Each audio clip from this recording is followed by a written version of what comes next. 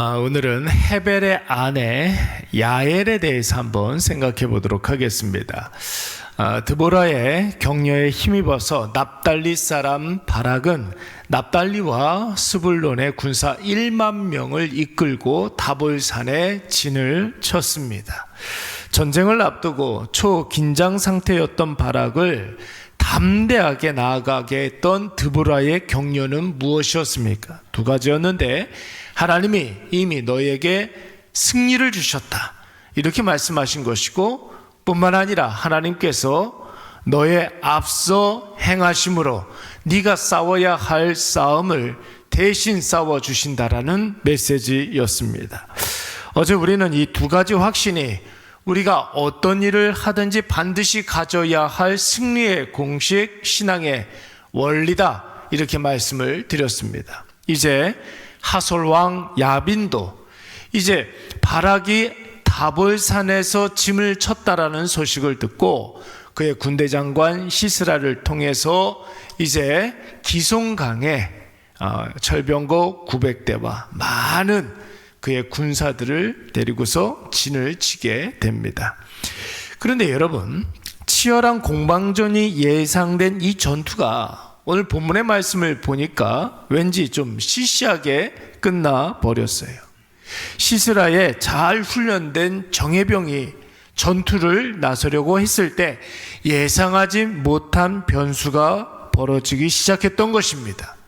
여러분, 그것이 무엇인지 우리는 알 길이 없으나 오늘 성경은 시스라 진영에서 일어난 예상하지 못한 변수를 하나님이 시스라 진영을 칼날로 혼란에 빠지게 하셨다, 이렇게 성경은 이야기하고 있습니다. 많은 학자들이 다른 성경에서 하나님이 적군에게 흔하게 행하신 초자연적인 어떤 공포라든지 공황 상태를 주셨다, 이렇게 해석하시는 분들이 있고, 또 어떤 분들은 이스라엘과 시스라의 군대가 전면전을 펼쳤는데 이스라엘 군대가 압도적으로 시스라 군대를 무찔렀다, 이렇게 해석하시는 분들도 있고, 어떤 분들은 시스라 군대 내에 자중질환이 있어서 자기들끼리 싸우고 자멸했다, 이렇게 해석하시는 분들도 있습니다. 그 혼란이 어떤 것인지 우리는 알 길이 없으나 어제 드보라가 선포했던 것처럼 여러분, 이 전쟁은 누가 싸우는 전쟁이었습니까? 바락이 싸우는 전쟁이 아니었습니다. 이스라엘 군사가 싸우는 전쟁이 아니었습니다. 하나님이 이미 이스라엘 백성들에게 승리를 주셨고 하나님이 앞서 가심으로 하나님이 대신 싸우시는 전쟁이었다라는 것입니다. 하나님이 직접 나가서 싸우시는 전쟁이 어떻게 여러분 밀고 밀리는 공방전이 있을 수가 있겠습니까? 하나님이 싸우시는 전쟁이기 때문에 압도적으로 승리하는 전쟁이었고, 그래서 여러분 오늘 본문의 말씀에서는 이 전쟁을 굉장히 시시하게 끝나버리는 전쟁으로 표현하고 있는 것입니다. 그래서 여러분, 시스라의 군대가 혼란에 빠져서 다 칼에 엎드려져서 살아남은 자가 한 사람도 없었다고 했는데, 여러분 한번 보십시오. 기고만장하고 교만했던, 하나님을 욕하고 이스라엘을 저주했던 시스라가 자신이 자랑하는 철병거를 끌지도 못하고 여러분 걸어서 도망가 버리고 말았다고 그랬습니다. 17절 말씀해 보니까 시스라가 그렇게 자랑하는 철병거 900대를 놓고 걸어서 도망갔다고 했습니다. 근데 여러분, 오늘 본문의 말씀에서 시스라가 도망하여 숨은 곳이 어디라고 그랬습니까? 17절 말씀을 계속해서 보면 겐 사람 헤벨의 아내 야엘의 장막에 이르렀다, 이렇게 이야기하고 있습니다. 겐 사람 헤벨은 시스라의 주군이었던 하솔 왕 야빈과 친구였던 것으로 보입니다. 그래서 시스라가 안심하고 헤벨의 아내 야엘의 장막에 피할 수가 있었던 것이죠. 여러분, 헤벨의 아내 야엘도 이 시스라를 따뜻하게 맞이해서 안심을 시켜주게 됩니다. 그리고 시스라가 내가 목마르다, 했을 때 우유 부대를 열어서 시스라의 마른 목과 줄인 배를 채워주기도 하죠.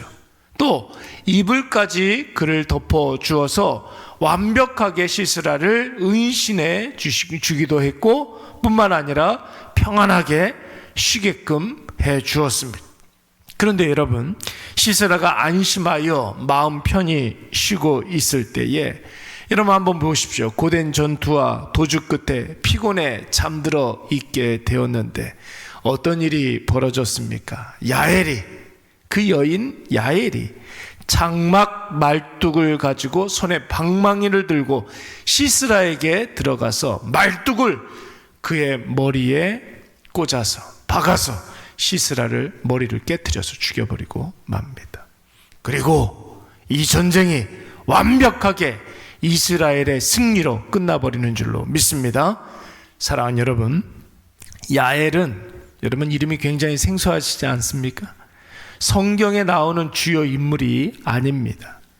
야엘이 그동안 어떤 훌륭한 믿음의 행적이 있었던 것도 아니었습니다. 그런데 하나님께서 이 산골짜기 유명하지도 않은 이 한 여인을 통해서 이 전쟁을 완벽하게 끝내시고 이스라엘을 완전하게 구원해 주신 줄로 믿습니다. 여러분 한번 생각을 해 보십시오. 사사기의 핵심은 이스라엘 백성들이 하나님 앞에서 악을 행하였다라는 것입니다. 하나님을 망각하고 우상 숭배를 했다라는 것이죠. 그런데 하나님께서 이스라엘을 구원하실 때에 반드시 이름께나 쓰는 사람들, 걸출한 영웅을 사용하시지 않았습니다.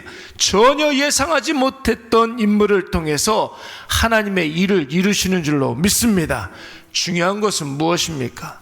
바락이 여러분 훌륭하기는 합니다. 여러분 바락이 준비성도 좋았습니다. 바락은 사태의 심각성도 잘 알았습니다. 많은 사람들이 박수 쳐주는 군대 지휘관이었습니다. 그런데 바락의 문제점은 무엇이었느냐면 결정적인 순간에 하나님을 의지하지 아니하고 사람을 의지했다라는 것이, 그러니까 여러분 최후의 그 승리의 영광을 이 바락이 누리지 못했던 것이죠. 그런데 여러분 야엘은 어떤 사람이었습니까? 그냥 산골짜기에 거주하는 어떤 한 남자의 아내였을 뿐이었습니다. 그러나 아무도 그를 주목하는 사람도 없었고 아무도 그에게 박수 쳐주는 사람도 없었습니다. 그냥 평범한 한 지역에 그냥 살아가는 한 여인이었습니다. 그런데 그 여인이 하나님을 신뢰하고 하나님이 하시는 일이 무엇인지를 분명히 알고 하나님이 야엘에게 원하시는 것이 무엇인지를 알아 그 일을 행했을 때 여러분 완전한 승리가 야엘의 것이 된 줄로 믿습니다. 그러니까 여러분 그렇기 때문에 담대한 마음으로 믿음으로 시스라의 관자놀이에 여러분 말뚝을 박을 수가 있었던 것이죠. 여러분 한번 생각을 해보십시오. 아무리 시스라가 자고 있다 할지라도 여러분 상대는 철병고 900대를 운영하는 군대 장관이에요. 기골이 장대하고 여러분 얼마나 무서웠겠습니까? 그의 머리에 관자놀이에 말뚝을 받는다. 여러분 얼마나 이게 말도 안 되는 일 아닙니까? 그런데 하나님께서 하시는 일이 무엇인지를 깨닫고 하나님이 나에게 무엇을 원하신지를 아니까 담대하게 시스라에게 들어가서 그 일들을 하게 된 것이죠. 여러분 하나님이 나에게 승리를 주셨다, 하나님이 대신 싸워주신다, 이 확신을 가지고 있으니까 하나님께 쓰임을 받을 수가 있었던 것입니다. 오늘 우리도 이것을 꼭 기억하시기 바랍니다. 우리는 아무것도 아닌 것 같고 우리는 무명한 자 같으나 하나님이 우리를 사용하여 주신다면 여러분 오늘 우리를 통해서 놀라운 역사가 나타나게 될 줄로 믿습니다. 오늘 이 아침에 이것을 꼭 기억하셔서 하나님 앞에 우리가 살아가시되 사람 앞에서 높아지지 마시고 하나님이 하시리라 이 확신 가지고 오늘도 내가 있는 그 자리에서 하나님 나에게 원하시는 그 일을 여러분 크게 쓰임 받으시는 저와 여러분이 되시기를 간절히 축원합니다. 기도하겠습니다. 사랑이 많으신 여호와 하나님 아버지, 오늘도 하나님 아버지 앞에 이